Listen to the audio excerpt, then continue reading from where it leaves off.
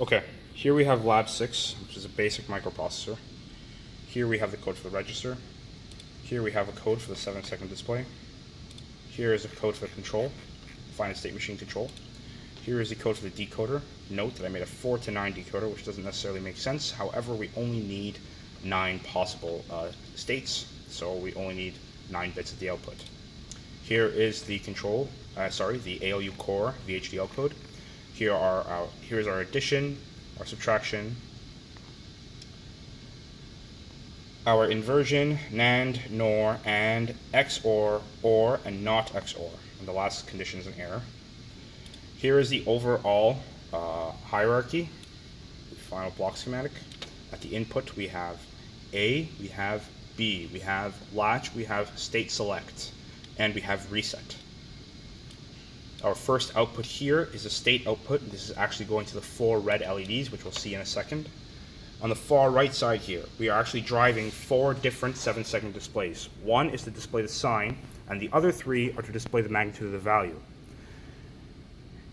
Since we require 10 bits at the output, we need 3 separate 7-second displays to handle this, given that each 7-second display can only represent 4 bits, so a range of 4 bits. So one 7-second display can only handle the range of 4 bits, so that's 16 possible values. The reason why we need at least 10 bits at the output is because the maximum input is A equals FF and B equals FF. The sum of FF plus FF is 510. To display 510, we need at least 10 bits at the output. So because we need at least 10 bits, and each 7-second only handle 4, we need a total of 3 7-seconds to display just the value. Again, the 4th value is to display the sign.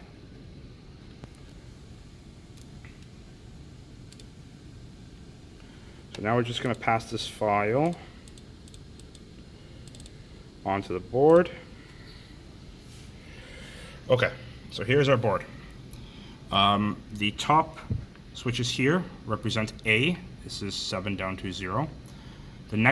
So this switch here does nothing. It's just to delineate A and B. B7 down to SW1, B0, and SW0 is my latch. My key 3 is my state select. So every time this is toggled, the controller will increment its state. Key 2 is reset. Now, we will see, as I said earlier, that each state is represented by LED R3 down to LED R0. So we were in the 0th state, now we're in the 1st state, 2nd, 3rd, 4th, 5th, 6th, 7th, last state. Now, just to demonstrate the functionality of the reset, we'll go to some arbitrary state and reset, and everything is resetted. Okay, now let's look at some functionality. Now, if we want to look at addition, we'll start with the simplest addition. A is 1, Y is 0, and then we latch in the values, and we have the correct result of 1. Now, let's look at the highest possible result of FF, A equals FF, plus B equals FF.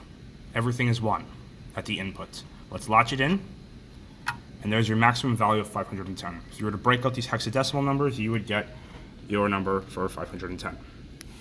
Now, let's move on to the next state. So first I'm just going to pass the 0 back. Okay, pass the 0 back in. Let's toggle to the next state, which is subtraction. Subtraction, you're interested in proving 2 different scenarios. Essentially, when you have A minus B and A is greater than B, and then when you have A minus B and B is greater than A. Reason being is that your sign is actually flipping depending on the result. And also, Quartus will output a 2's complement result in the case that B is greater than A. So let's explore both those cases. So in the first case, we have 1 and we have 0. In this case, A is greater than B. So we should have 1, which is perfect. It's fine. In the next case, we have B is greater than A, where B is 1. So we should have -1. Let's explore a different number, -9. Okay? So our subtraction machine is functioning as intended. Back switch 9. Okay. Now let's toggle to the next state. Let's pass 0 back again. Now let's go ahead and toggle to the next state. So the next state is the inverter. So the inverter is very nice. I don't remember if I fucking toggle or not. So we have 0, 1. Right now we're in state 2. So we started with 0, addition, 1, 2. So this, okay, so this should be the inverter, I hope. Now, if we toggle 1, wait, something's wrong.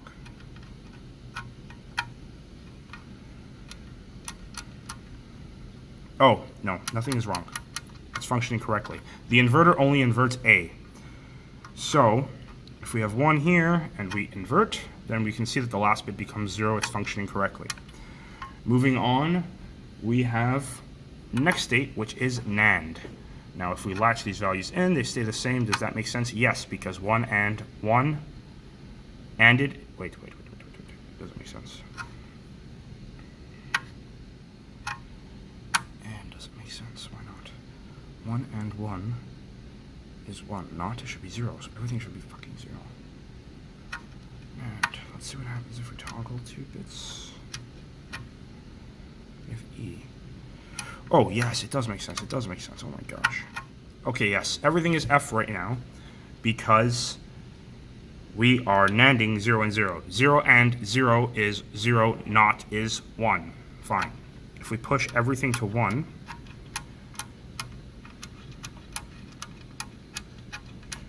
then we should get, hopefully, 0, 0. Thank God. Okay.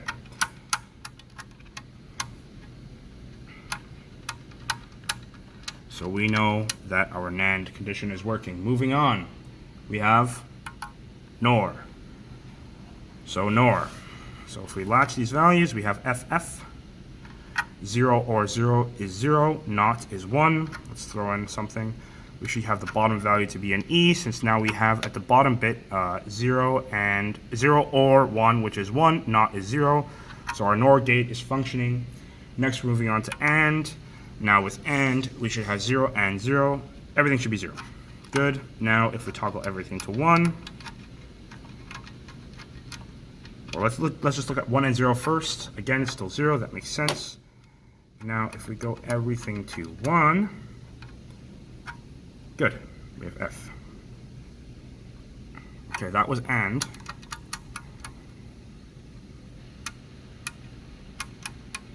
We're just going to pass it 0 again.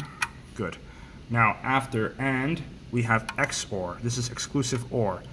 So, again, 0. If we have the bottom bit being 1, XOR should be 1. If we have each of the bottom bits being 1, we should have the bottom bit being 0. There you go. XOR is functioning. Now we're moving on to OR. If we have 0 or 0 is 0. If we have 1 or 0, we should have 1. If we have 1 or 1, we should have 1. Okay, operation is good. Next, we are moving on to NOT XOR. So NOT XOR. Okay, right now we have FF and we passed all zeros being not XOR'd with all zeros. So 0 XOR 0 is 0, not is 1, so we have correct functionality. If we toggle 1 bit to 1 and we go 1 XOR 0, we get 1. Not should be 0. So the bottom value of this display should now be 0, which means we should get an E. Beautiful. Okay, a little more functionality. So again, so now we have a 0 being ORed with a 1, and we have, wait. No, we have a 1 being ORed with a 0, which would yield 1. And then we have a 0 being ORed with a 1, which should give us 1. Both knotted should give us a 0 in both positions, meaning we should see 0 EE. Okay, no, there's an error there. Oh no, okay, yes, it's correct, what we're getting is 0, 4 ones, and then 1, 1, 0, 0, which is fine. This is what we're expecting the given configuration. Okay, well, there you have it. We reset the system. Wait, beautiful. Reset the system, and there is your basic microprocessor.